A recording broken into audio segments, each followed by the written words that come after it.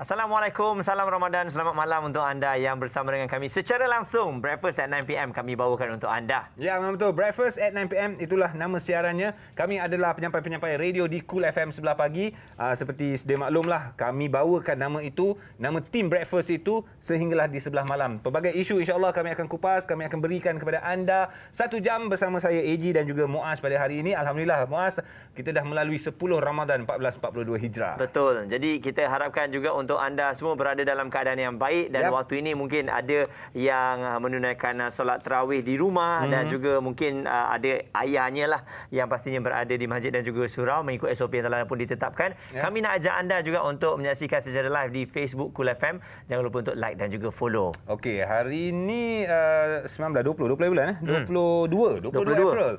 Apa yang kami sedia maklum dan saya percaya rakyat Malaysia pun sudah mengetahui antara perkembangan terkini, perkembangan pandemik COVID-19 untuk hari semalam mencecah rekod kes baru 2,800 lebih. Jadi ini saya percaya satu kebimbangan jugalah. Naik 2875. 2875. Wow. Kita bimbang, memang bimbang. Kita risau, sangat risau. Bazar Ramadan still on macam biasa. Tapi itulah kita nak kena ketahui juga di manakah punca-punca peningkatan kes COVID-19 harian ini. Dan di situlah mungkin kita dapat jadikan ia sebagai satu iktibar dan juga peringatan lah. Boleh pergi Bazar Ramadan, tak jadi masalah. Boleh nak pergi ke tempat-tempat yang terbuka. Tapi SOP perlu kita utamakan. Okey, dan kita dapat lihat juga ada beberapa buah sekolah telah pun ditutup. Dan begitu juga di Bazar Ramadan. Kita tak pernah dengar sebelum ini apabila Bazar Ramadan juga turut diarahkan tutup. Apabila ada beberapa buah Bazar Ramadan yang telah pun melanggar SOP tak ikut langsung.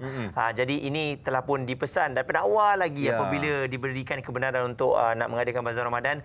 SOP itu harus ada, tapi ini antara contoh-contohnya lah. Tak ikut memang ditutup. Kita duk borak pagi tadi dekat Cool FM kan mengenai Bazar Ramadan ni lah yang mana katanya pelbagai pihak mengundang kepada penutupan bazar tersebut. Rata-rata pengunjung yang datang kebanyakannya saya tak faham kenapa ada yang datang tak pakai face mask lagi ni. Kan? Kemudian begitu juga dengan peniaga-peniaga yang mungkin terlepas pandang nak menggunakan face mask, dan ketika masuk pun tak ada MySejahtera tak ada dekat situ. Pemantauan tak ada, jadi memang wajarlah Bazar Ramadan tersebut ditutup, menjadikan sebagai satu peringatan. Okey, dan pada hari ini juga kita nak bawakan untuk anda ini antara perbincangan mengenai generasi, mengenai anak-anak kita yang mana di Cool FM kita ada membincangkan mengenai generasi yang mudah koyak ataupun yang mudah tersentuh, yang tak boleh nak ditegur, dan perkara ini memang dah banyak kali diperkatakan sebab kita sendiri dapat lihatlah bahawa generasi-generasi ini apabila mereka ni ditegur, ada yang sampai tukar tempat kerja contohnya. Ada yang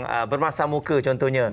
Jadi sebab tu kita katakan, adakah generasi sekarang ni mudah koyak? Generasi sekarang ni dia orang cakap generasi strawberry Generasi strawberry Strawberry kan dia duduk kat tempat sejuk. Tapi strawberry kan sedap. Bila bercecah coklat, makan, memanglah kalau dah dijaga dengan baik, tapi bila dia keluar daripada kebun-kebun, dia punya keselesaan tu, strawberry tu akan cepat busuk. Contohnya dia duduk tempat sejuk, pergi panas, dah tak boleh makan. Daripada mengkal cantik merah boleh jadi lembik. Betul. Kan? Okey, faham. Jadi itulah dia hari ini kita nak sambung, kita nak recap semula perbualan kita dalam Cool Talk kita bercerita tentang generasi strawberry. Jom kita saksikan. Pada pandangan saya, ia melibatkan psikologi seseorang.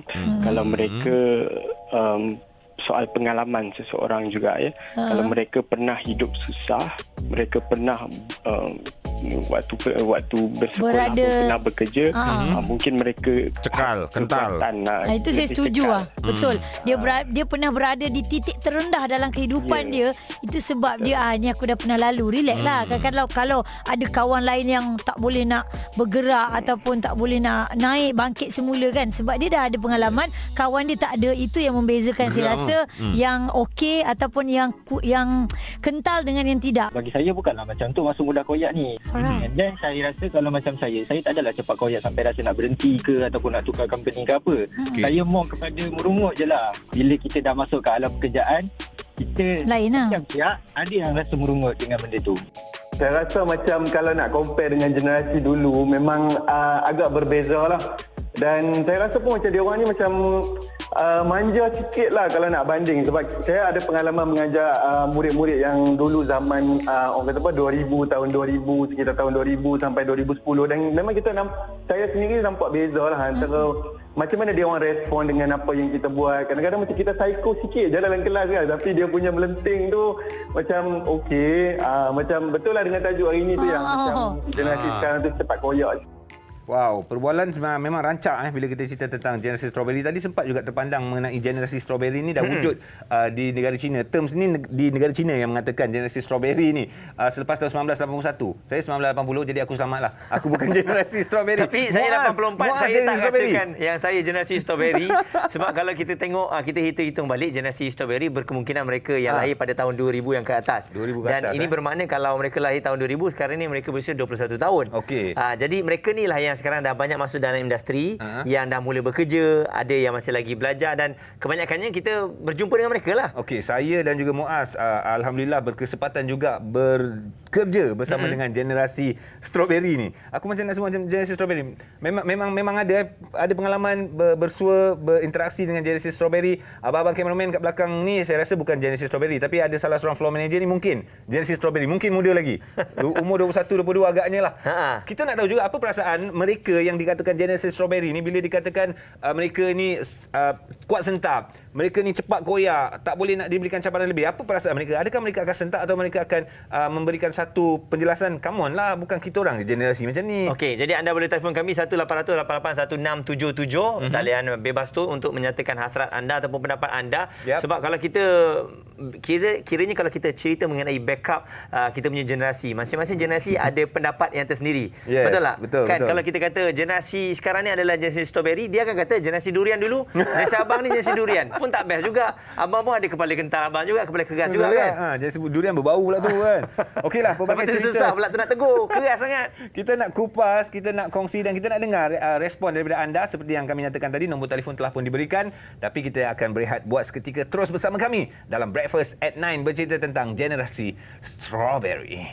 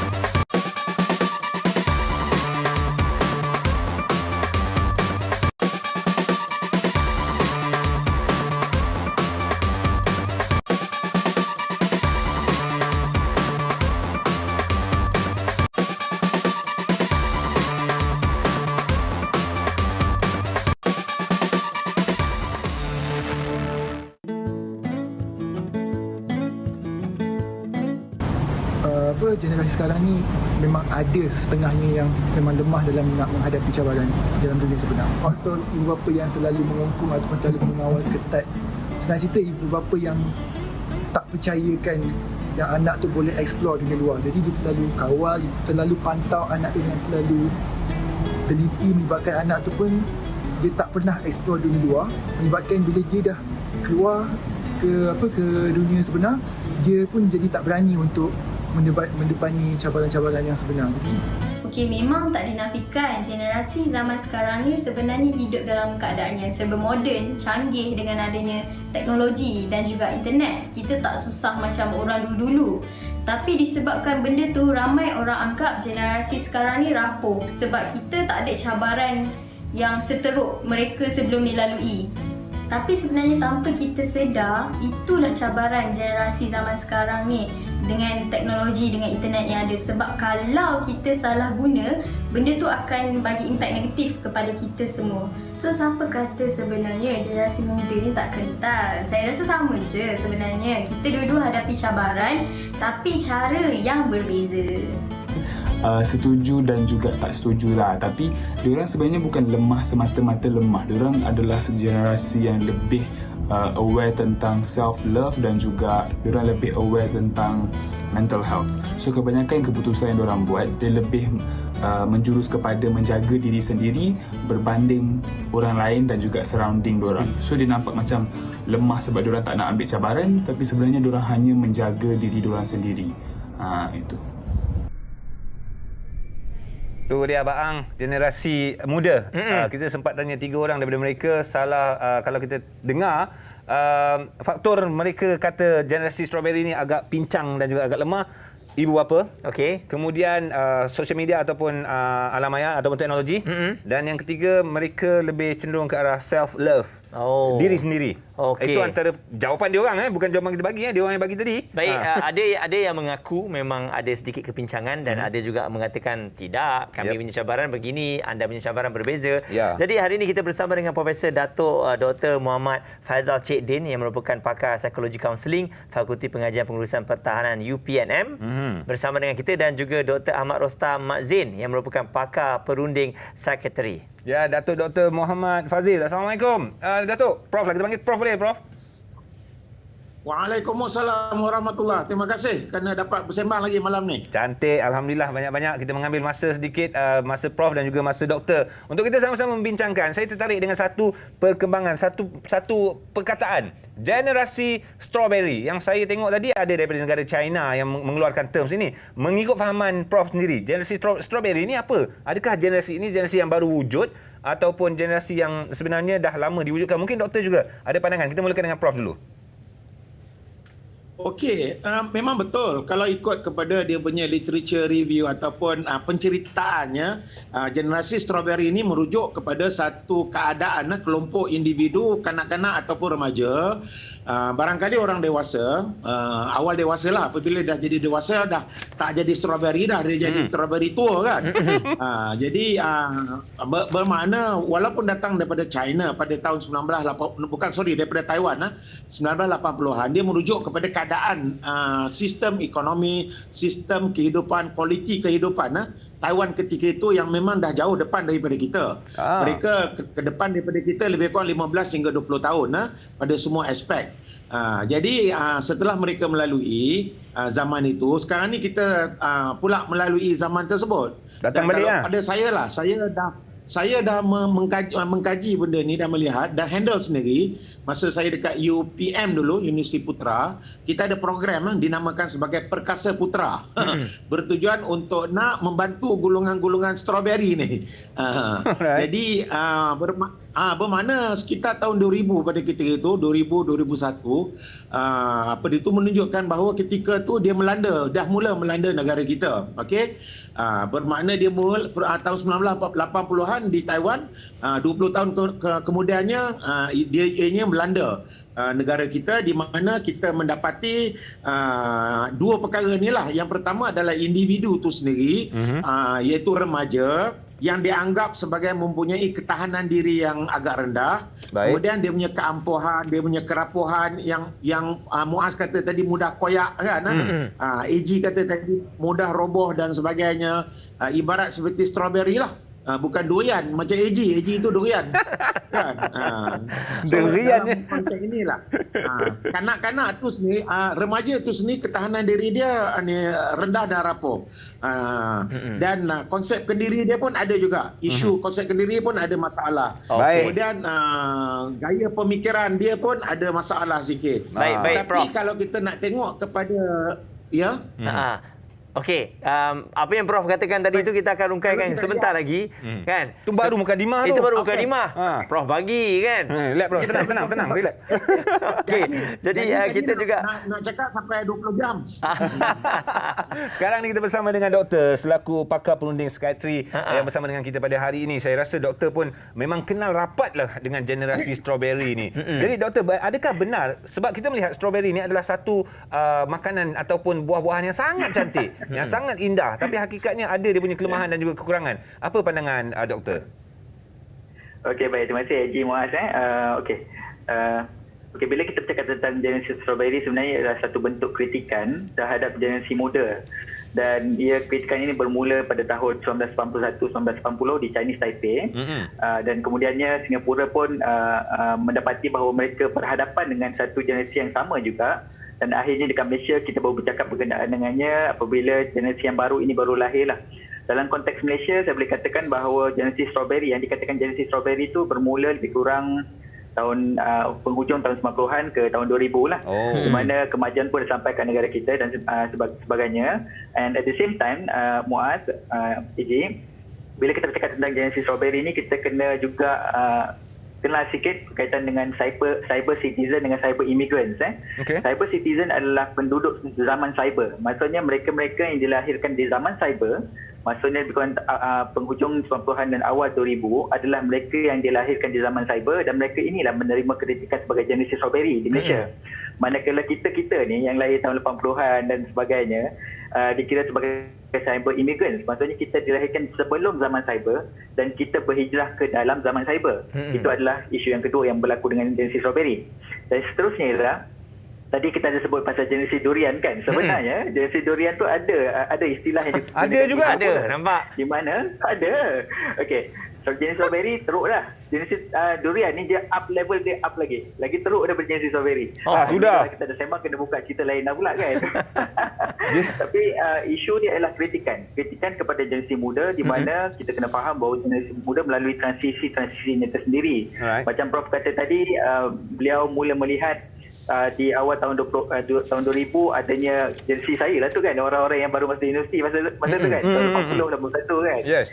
So memang berlakunya satu anjakan paradigma in terms of pendekatan kepada pelajar, di mana kita lihat bahawa pihak universiti pun dah mula menumpukan sedikit lebih kepada isu-isu kendiri dan sebagainya, dan kita adalah penerima pertama kepada the so called isu berkaitan dengan kerapuhan jati diri, masalah-masalah yang berkaitan dengan coping skill, masalah untuk menyelesaikan masalah dan sebagainya. So kita adalah penerima pertama, tetapi gelombang itu makin lama makin besar di Malaysia, dan sekarang ni kita mula berbincang tentang jenis strawberry, manakala jiran kita dekat Singapura pula berbincang tentang jenis durian dah. Dah masuk durian dah. Okey, itu saja dulu, nanti kita sembang lagi. Baik, maksudnya saya ingat generasi durian tu generasi yang terdahulu. Yang tu generasi nangka lah kot. Durian ni adalah generasi selepas strawberry. Alright, jadi Prof, kalau kita tengok tadi, ada remaja yang memberitahu bahawa punca mereka strawberry ni adalah disebabkan oleh ibu bapa yang terlampau manja, tak nak bagi keluar, nak protect seboleh-bolehnya, tak bagi jumpa orang, tak bagi mempelajari diri sendiri dan sebagainya. Tak percaya ke anak sendiri lah, Tak Prof. percaya. Jadi Prof bagaimana? Sampai nak keluar pun ibu bapa nyorok kat belakang sebab nak tengok apa anak buat. Macam tu punya tak percaya, Prof.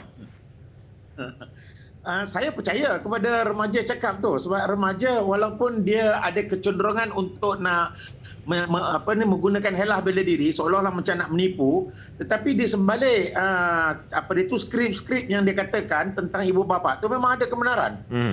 Sebab kalau kita lihat kepada perkembangan setiap manusia, fitrah manusia, tak kira siapa saja, apa agama, apa budaya dan sebagainya, dia akan melalui proses perkembangan diri yang tersendiri. Setiap orang ada tugas perkembangan dia. Daripada bayi kepada kanak-kanak, awal kanak-kanak sampailah kepada remaja dan sebagainya. Okey? Jadi ini fitrah Allah Taala berikan kepada manusia kerana kita nak cope supaya kita akan belajar tentang coping skills ni. Kemahiran-kemahiran untuk nak menangani sekiranya ada berlaku halangan, cabaran, masalah di dalam kehidupan. Okey? Jadi fitrah pelajar-pelajar ni anak-anak ni dia memang ada. Sebab itu salah satu daripada zamannya adalah zaman dia dipanggil industrious era. Industrious era ni dia akan cuba dan cuba. Dan apabila dia cuba jaya, dia akan seronok dengan kejayaan tersebut dan dia akan mengulangkan kejayaan tersebut, maka dia akan menjadilah seorang yang sangat bagus. Macam inilah, macam Dr. Ahmad Murtaza, dengan AG Muaz dan sebagainya kan. You all berjaya melalui cabaran tugas perkembangan ini. Okey, tetapi masalah timbul apabila kanak-kanak ni dia melalui tugas perkembangan tetapi dia dihalang oleh ibu bapa yang overprotected, yang terlalu nak menjaga sangat, terlalu nak mengawal. Kawalan dia terlalu tinggi, pemeliharaan dan penjagaan dia terlalu melampau. Okey, kita nampak macam ibu bapa ni nampak macam anak ni terlalu fragile lah, terlalu ampuh. Bapa terlalu mengekang. Okey, kemudian dalam masa yang sama ibu bapa ni adalah terpelajar. Okey, apabila sekarang ni kita boleh nampak bahawa ibu bapa kebanyakan anak-anak strawberry ni adalah mereka yang profesional, yang mempunyai pendidikan yang tinggi, di mana kerana terlalu tinggi ni mereka confuse antara expectation dengan role. Dua perkara ini adalah sangat penting di dalam psikososial ataupun hubungan kekeluargaan ataupun pendidikan penjagaan anak. Setiap orang mesti ada expectation. Kita mesti ada expectation kepada anak-anak kita. Tapi dalam masa yang sama kita ada role dan juga kebertanggungjawab. Masalah dia, kalau dulu ibu bapa kita dulu, dia punya role expectation dia tinggi. Okey, dia punya role tinggi dan juga expectation dia pun tinggi. Tetapi untuk strawberry ini, dia punya expectation dia tinggi. Sebab apa? Sebab dia dah melalui keadaan pembelajaran yang sangat kompetitif. Okey, tetapi malangnya kerana dia terperangkap dengan suasana kerja, duit kerjaya, dengan masa yang tak cukup, asyik nak kejar duit, asyik nak kejar allowance dan sebagainya, maka ruang untuk pendidikan anak-anak ni, yang role peranan ni yang patut dimainkan tu dah diganti dengan benda yang lain. Dia ganti dengan duit untuk nak menjaga. Dengan duit ni lah maka dia beli handphone. Dengan duit ni lah maka dia membeli kereta, dia memberi segala-galanya kepada anak ni. Maka anak akan melalui satu proses yang lebih mudah kan. Jadi ini konflik antara kanak-kanak yang memang fitrah dia dalam keadaan yang celaru, tetapi ibu bapa yang terlalu overprotected ataupun terlalu mengekang dan juga kerana terlalu sibuk bekerja dan terlalu banyak sehingga money can buy anything. Baik, Prof. Saya tertarik dengan kata-kata Prof sebab bila ada generasi strawberry ni mengatakan ibu bapa yang memainkan peranan, kenapa mereka jadi sedemikian. Doktor, nak tanya pandangan doktor. Kalau begitu, majoriti ibu bapa golongan strawberry ni adalah berusia 45 tahun ke atas. Lebih kurang macam itulah. Sebenarnya, what happened to them? Apa yang terjadi kepada mereka, kepada ibu bapa ni sehingga mereka membuat anak-anak mereka jadi macam tu? Diorang tak nak jadi macam diorang ke macam mana? Kenapa? Sebab mungkinkah kerana seorang generasi yang lahir ketika yang doktor katakan tadi, seorang lagi sedang mengetahui perkembangan dalam dunia pemodenan sekarang. Itu yang dia terlalu mengawal anak-anak mereka. Okey. Sebenarnya apa yang Prof terangkan tadi, dia ada satu istilah yang kita gunakan sekarang iaitu helicopter parenting. Helicopter parenting ataupun keibubapaan helikopter.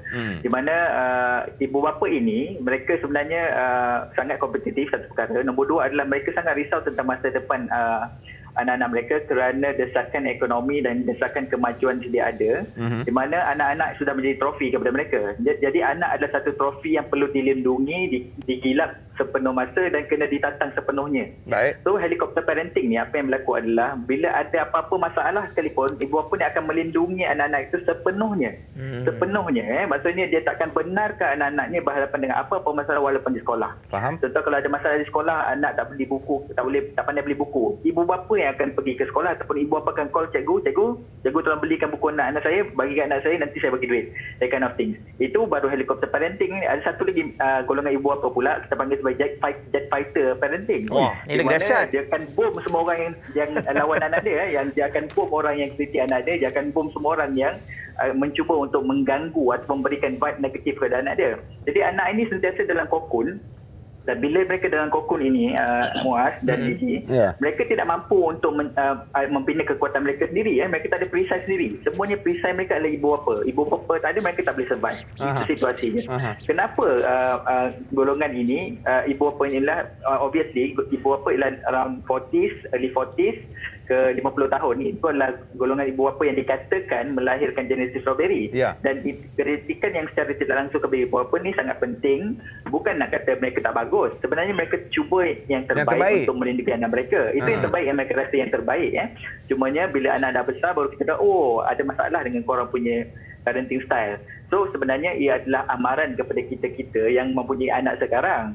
Bukan nak kata mereka tak bagus, tetapi kita kena faham bahawa semua ibu bapa, tidak ada ibu bapa yang nak jadikan anak mereka jahat ataupun nak jadikan anak mereka tak berguna dan sebagainya. Tapi mungkin ada situasi-situasi di mana apa yang mereka cuba lakukan itu tidak menjadi seperti yang mereka harapkan. Itu yang pertama. Yang kedua adalah, jika kalau kita tanya golongan-golongan muda dan sebagainya ataupun siapa saja, mereka akan sentiasa menuding jari kepada ibu bapa.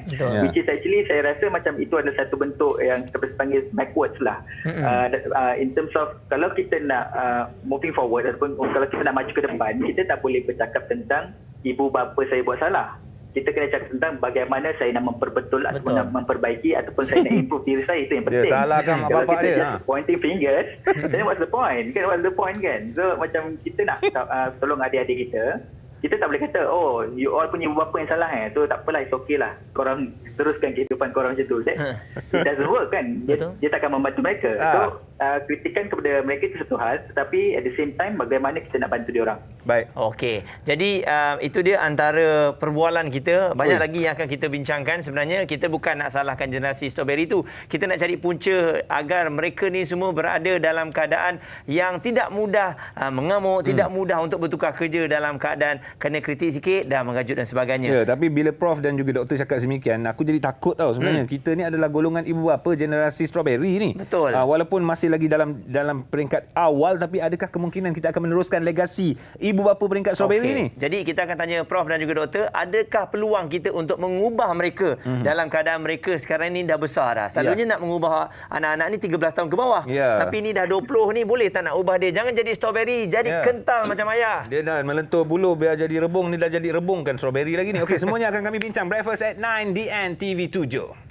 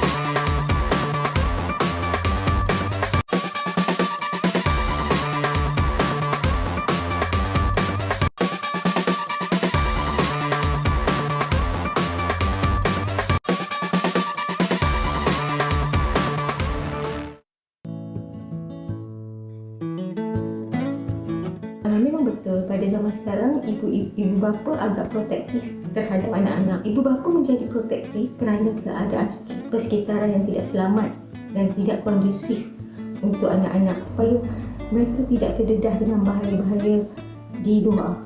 Ibu bapa menjadi sangat risau sekiranya anak-anak bercampur gaul dengan orang-orang yang tidak baik, dengan mereka yang bermasalah, dan itu akan lebih menyusahkan lagi perjalanan masa depan anak-anak di mana semua ibu bapa ingin melihat anak-anak mereka berjaya dengan cemerlang.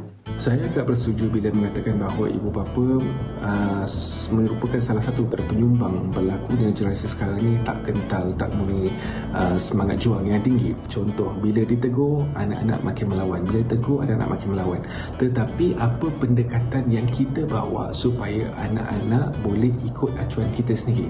Kalau zaman dulu, kalau contohnya kita bergaduh dengan kawan-kawan kita, balik cerita dengan mak ayah kita, confirm kita yang kena marah. Tapi sekarang ni zaman yang kebanyakan ibu bapa backup anak. Walaupun dia tahu anak dia salah, tetapi dia merasakan bahawa backup anak tu lebih penting untuk menonjolkan sifat kasih sayang seorang ayah dan ibu kepada anak-anak ni. So pada saya, kedua-duanya main peranan masing-masing lah. But as a parents, parents sekarang ni lebih pada memanjakan anak dan tidak mempercayai diorang. Faham, as a parents kita nak yang terbaik untuk anak-anak kita, tapi bila kita terlalu kontrol, anak-anak jadi kurang rasa keyakinan diri dan kurang motivasi.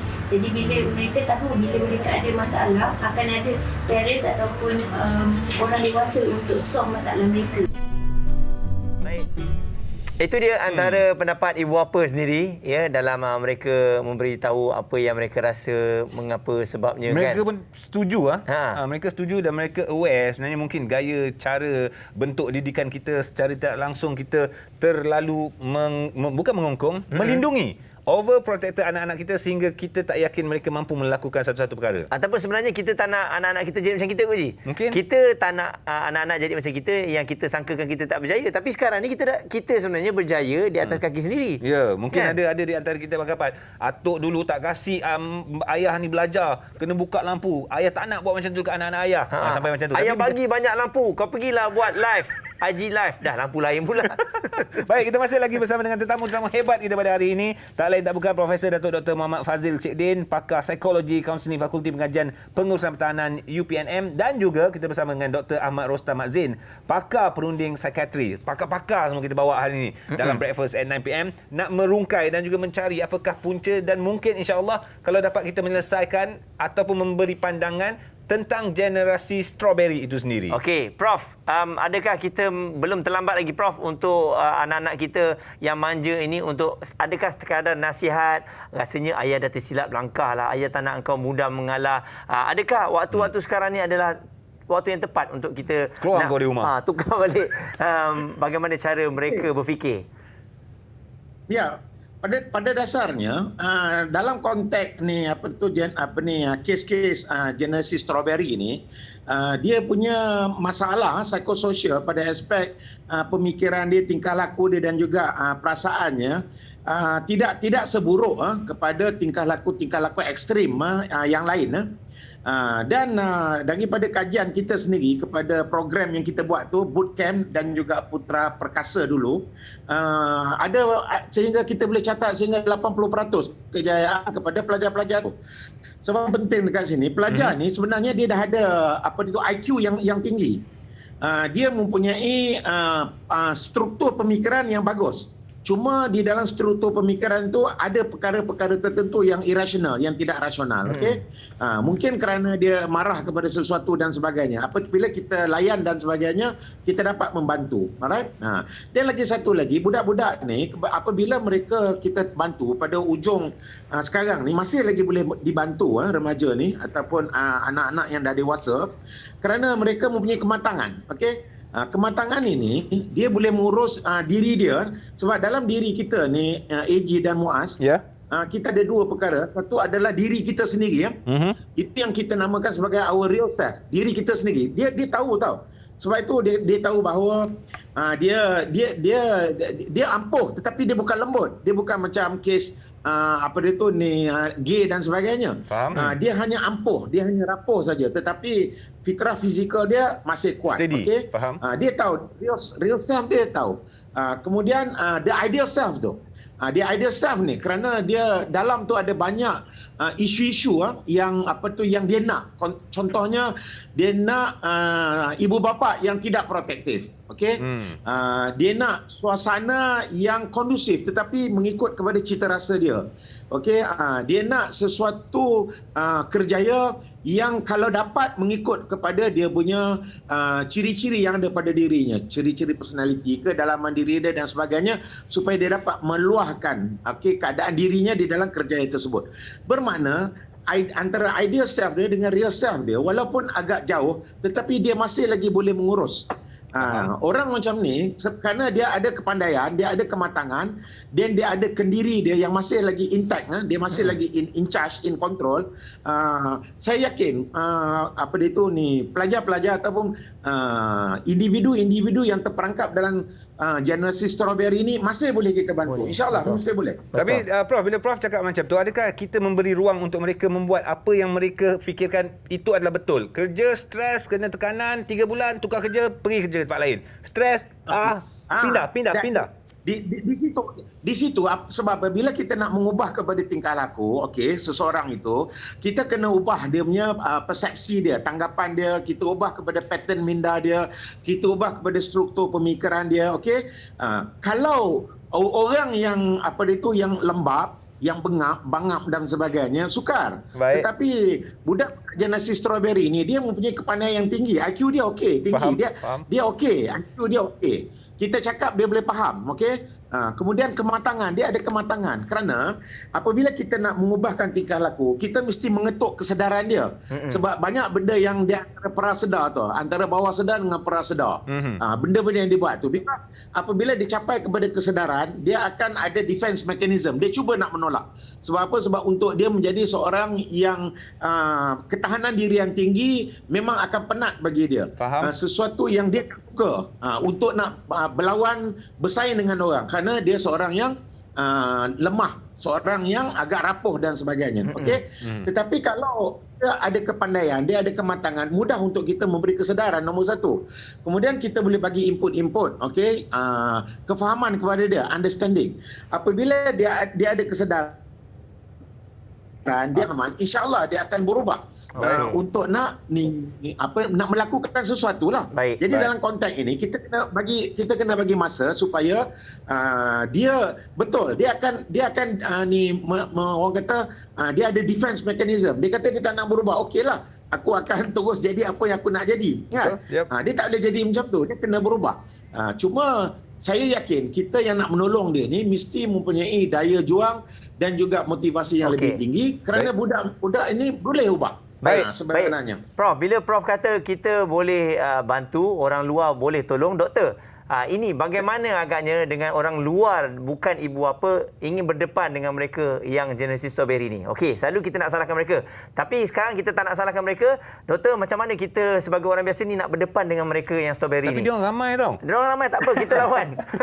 Maksudnya mesti ada cara yang lain untuk tackle hati mereka ni, untuk mereka tak melompat kerja, jangan mudah mengalah, kena kental sikit. Kan? Silakan doktor. Okey, baik. Bismillahirrahmanirrahim. Okey, yang pertama sekali ialah bila kita sebagai generasi yang mungkin dah lama ataupun kawan-kawan kita ataupun even generasi mereka sendiri, sebenarnya tidak semualah generasi mereka tu strawberry, kan. Ada ramai yang kental, mungkin lebih kental daripada kita pun. Kan? Mungkin lebih power daripada kita, lebih berkarisma daripada kita pun ramai, kan. Jadi yang sebagai kita yang memandang kita yang nak membantu ni, yang pertama ialah kita kena faham bahawa mereka melalui banyak transisi dalam kehidupan mereka. Bila kita berhadapan dengan seseorang individu yang kita rasakan bermasalah, sebenarnya mereka berhadapan dengan masalah itu sudah lama.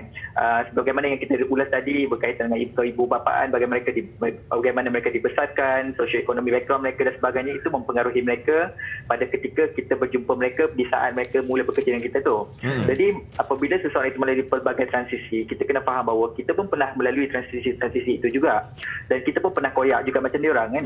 Jadi kita kena meletakkan diri yang kita yang pernah koyak tu untuk merasa kekoyakan mereka sekarang, supaya kita sama wavelength. Okey, aku pun pernah koyak macam kau juga kan, tapi aku buat change that kind of things. Kita kena turunkan kita punya ego, kita kena turunkan kita punya kita rasa macam aku boleh kan. No, kita bawa ke bawah. Ini kita panggil sebagai empathetic teknik ataupun teknik empathy. Kita cuba untuk merasai apa yang mereka rasa. Itu yang pertama. Yang kedua adalah bila kita kehilangan mereka ini yang bila kerja 2-3 bulan hilang, of course kita rasa macam alamak, kau ni kita nak bantu, kau tak mau bantu kan. Itu yang the most important thing. Perkara yang paling penting adalah dalam konteks kerugian, yang rugi adalah mereka yang pergi, bukan yang tinggal. Jadi orang yang tinggal ni kita masih boleh kekalkan kekuatan kita, dan at the same time pada masa yang sama apabila orang yang pergi itu pergi, maksudnya kita sudah sebenarnya dalam konteks organisasi kita sudah bukan berjaya, kita sebenarnya ada advantage kerana orang yang tidak mampu duduk akan pergi. Itu yang penting. Jadi kita tak perlu rasa macam apa kita panggil, rasa tak best, rasa berat hati dan sebagainya, rasa tak seronok bila mereka ni pergi. Itu tidak merugikan kita dalam konteks organisasi. Seterusnya adalah bila kita nak bantu mereka ini, kebanyakan mereka perlu didengar.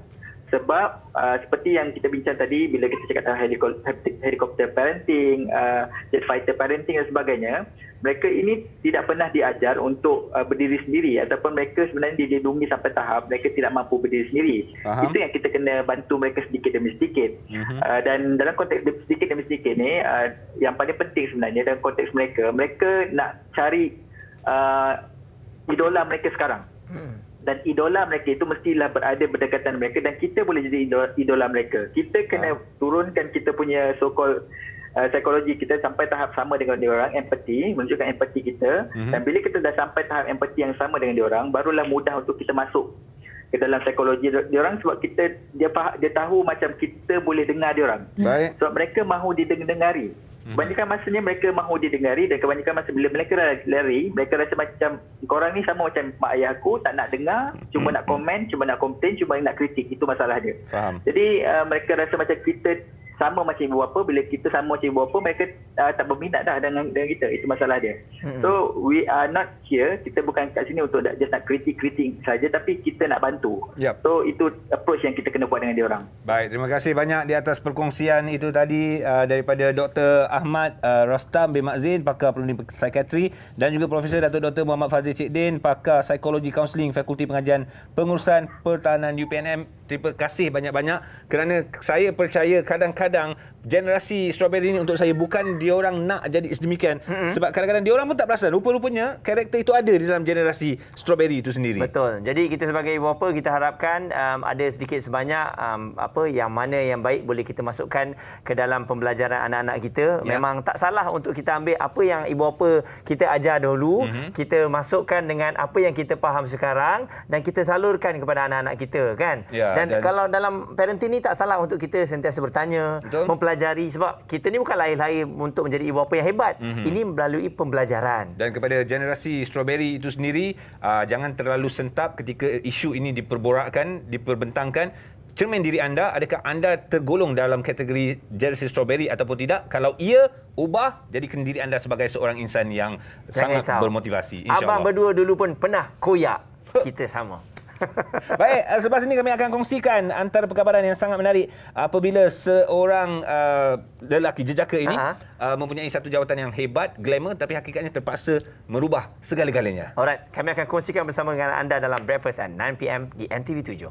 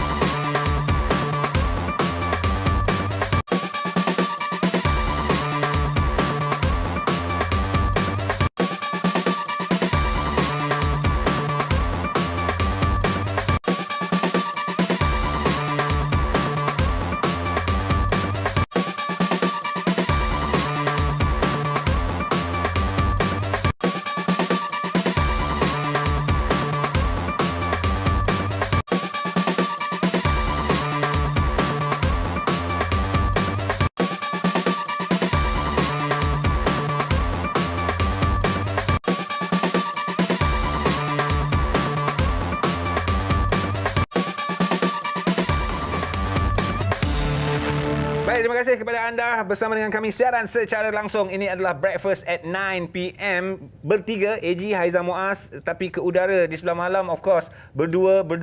Secara rotitnya begitulah. Itulah Breakfast at 9 PM ya. Okey, jadi terima kasih juga untuk anda yang menonton live di Facebook kami, Cool FM. Dan tadi kita berbicara mengenai generasi strawberry dan adik-adik semua, walaupun anda generasi strawberry tapi adik-adik memang bijak. Dan dari masa ke masa kita harapkan ianya akan dapat dipelajari bagaimana kehidupan. Kehidupan ni bukan macam dalam buku, dia akan ada perubahan. Ya, generasi strawberry tak ada masalahnya, tak ada negatifnya. Cuma dia punya istilah tu manja. Disayangi, dilindungi. Itulah generasi strawberry. Tapi kita jangan selalu terlalu selesa dengan generasi ataupun kemanjaan yang diberikan kepada kita ya. Ji, tapi saya yakin dalam keselesaan ni apabila ada berlaku musibah dalam hidup kita, dari keselesaan tu akan bertukar untuk menjadi sebuah pembelajaran untuk kita berdikari. Ya, itu antara big why kenapa kita terpaksa merubah dalam situasi-situasi tertentu. Ini terjadi kepada seorang jejaka berusia 36 tahun. Sebelum ini kerjayanya cukup glamour, terbang di awan biru bersama dengan sahabat-sahabat dan juga rakan-rakan yang lain, tapi hakikatnya sesuatu yang berlaku dan perlu ada perubahan. Okey, jom kita saksikan ini untuk anda.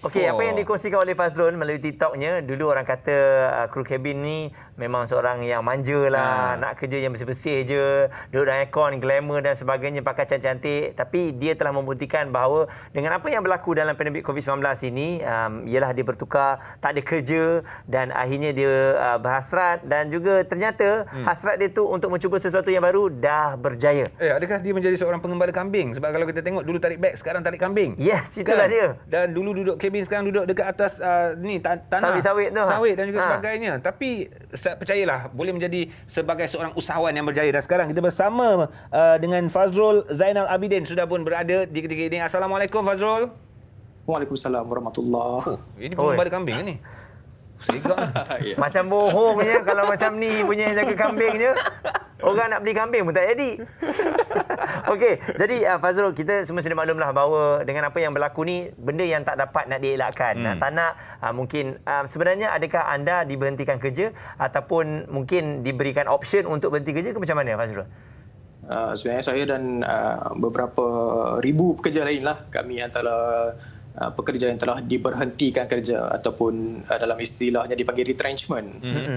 Jadi Fazrul, apabila melihat perkongsian anda daripada seorang cabin crew menjadi seorang pengembala kambing, untuk merubah transisi kehidupan dan juga kerjaya anda itu mengambil masa yang lama tak untuk meyakinkan diri anda sendiri? Bukan orang lain tetapi diri anda sendiri. Kadang-kadang macam kita tak yakin dengan diri sendiri, tapi kita perlu keluar daripada kepompong keselesaan tu untuk mencuba sesuatu yang baru, sesuatu yang kita tak pernah hadapi benda tu. Dan kita kena cepat untuk adapt. Itu yang terjadi dengan saya juga. Okey, anda peduli tak persepsi orang terhadap apa yang anda lakukan? Mula-mula masa saya start mengembala kambing tu memang ada cakap-cakap dekat belakang jugalah. Katanya dulu ala belagak glamour, dulu mengada-ngada katanya kan. Sekarang tu lah Tuhan balas. Tapi kita kena ambil benda tu daripada segi positif lah. Jangan kita ambil sebagai satu yang negatif. Kita kena ambil energi positif ni dan buktikan kepada diri sendiri dan orang-orang di luar sana yang kita mampu melakukan apa yang kita idam-idamkan. Okey. Dan bagaimana agaknya boleh tercetus idea orang lain semua jual burger. Saya tengok rakan-rakan awak lah jual burger, buka kedai makan dan sebagainya, bawa Grab, macam-macam lagi. Tapi awak masuk dalam bidang peternakan. Mesti ada benda yang awak tengok sehingga nak jadi seorang peternak ni. Latar belakang ke, family ke? Sebenarnya saya family memang tak ada latar belakang peternak. Memang tak pernah ada pengalaman sebagai seorang peternak. Tapi saya minat dengan peternakan ni daripada kecil. Cuma tak ada guideline.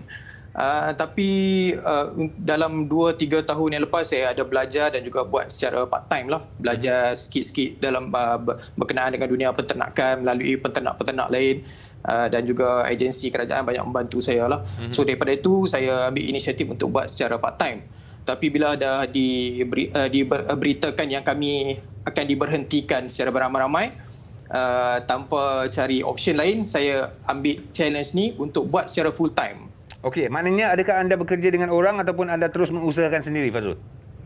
Sekarang ni saya mengusahakan kandang perniagaan ini secara sendirilah, atas data sendiri. Ya. Berapa ekor kambing dah ada dah dalam tempoh yang singkat ni? Alhamdulillah ada lebih kurang dalam 40 ke 50 ekor sekarang. Wow. Itu sebagai satu permulaan. Okey, saya nak tanya jujur. Kalau kita tengok ramai sangat dengan konten-konten begini, ini adakah konten, adakah memang betul-betul realiti? Ini realiti. Ini realiti. Memang kita tengok mana-mana social media memang akan ada cakap-cakap yang macam ni. So sebagai itu saya ambil inisiatif untuk menjadikan konten untuk orang lebih mengenali apa itu cabin crew dan cara hidup yang kami boleh lalui pasca COVID ni. Okey. Jadi okey, mungkin dari segi apabila awak di retrenchment tu kan, berapa lama masa untuk awak ambil untuk bangkit? Sebab tipulah daripada awak dah selesa bekerja di Awan Biru, tiba-tiba awak dibentikan, tak tahu nak buat apa. Adakah awak letak limit masa? Okey, sebulan je untuk kita relax, lepas tu kita kena go. Ataupun awak terus go je apabila awak dibentikan? Dalam masa 2 minggu yang pertama tu memang agak broken juga.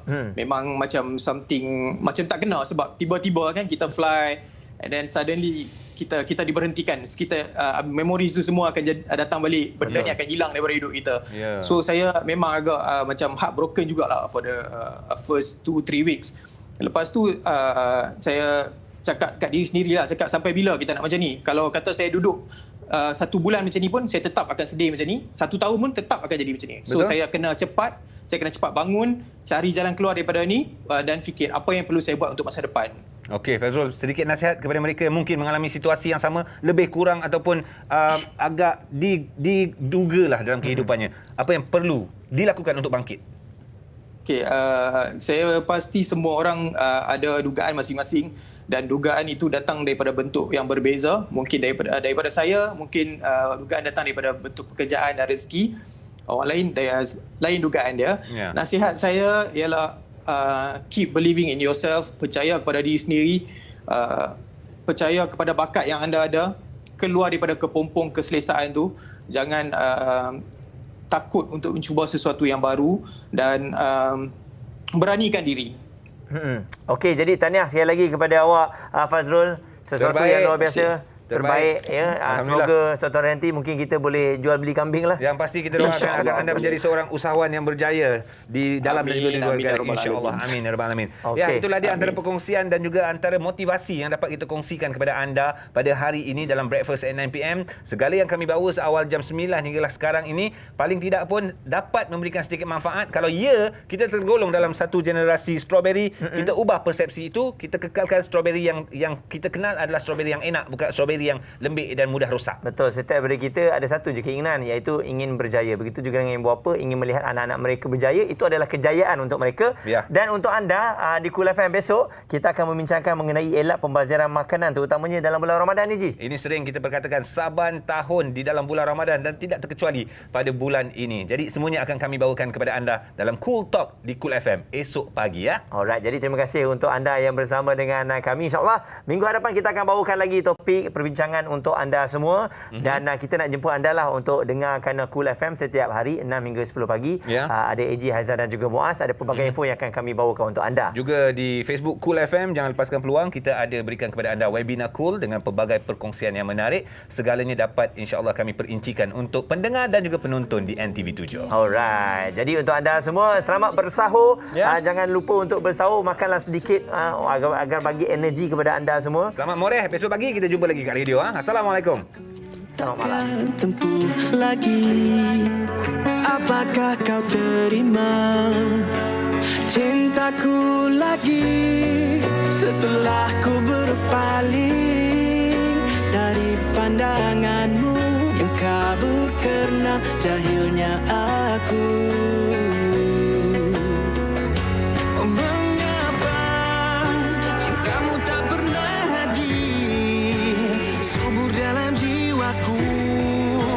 Agar ku tetap bahagia, tanpa cintaku tetaplah kau di sana. Aku tanpa cintamu bagai layang-layang terputus talinya.